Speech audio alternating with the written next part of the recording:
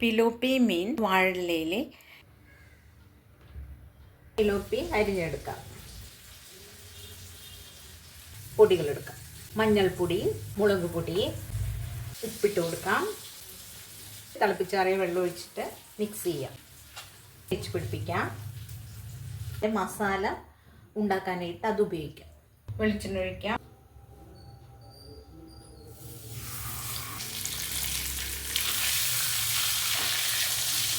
Oil ഒഴിച്ച് കൊടുക്കാം. സവാള ഇട്ട് കൊടുക്കാം. ഉലുവ, ഗരം മസാല പൊതിഞ്ഞെടുക്കാം. ഇതിന് മീതയിൽ നമുക്ക്